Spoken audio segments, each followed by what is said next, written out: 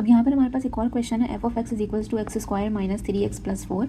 एक फंक्शन हमें गिवन है एफ ऑफ एक्स का और एक फंक्शन हमें गिवन है जी ऑफ एक्स का, G X is equals to X plus 2।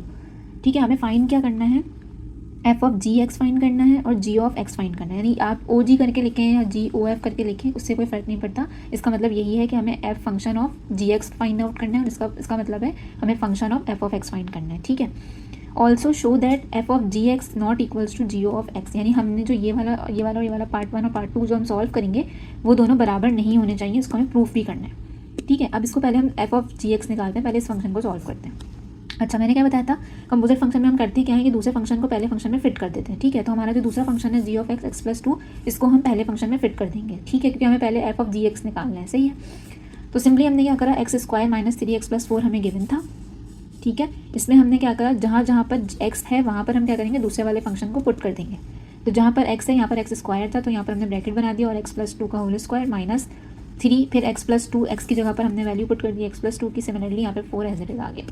इसको हमने सॉल्व करा, ए प्लस बी का होल स्क्वायर खोला, देन इसको मल्टीप्लाई करवाया, तो इसकी हमारे पास पहली क्या आंसर आया हमारे पास, X square plus X plus 2। ठीक है, अब हम सेकंड पार्ट के लिए सॉल्व करेंगे। सेकंड पार्ट में हम सिंपली क्या करेंगे, अब हम इस वाले फंक्शन में ये वाला फंक्शन पुट करेंगे, क्योंकि हमें क्या निकालना है, जी ऑफ एक्स निकालना है। ठीक है, तो अब हम सेकंड वाले फंक्शन में पहले वाले फंक्शन को पुट करेंगे। तो पहला हमारे पास इसकी वैल्यू क्या है, एक्स प्लस 2 है, इक्वेशन है एक्स प्लस 2, तो जहाँ पर एक्स है वहाँ पर हम इसकी पूरी इक्वेशन को पुट कर देंगे, X square minus 3x plus 4 plus 2 as it is आ जाएगा। इसको सॉल्व कर लेंगे, तो सेकंड हमारे पास जो इसकी इक्वेशन बनेगी वो क्या बनेगी, G of x is equal to x2 minus 3x plus 6। ठीक है, जब हम इन दोनों को कंपेयर, हमने पहला पार्ट निकाल लिया, हमने दूसरा पार्ट निकाल लिया।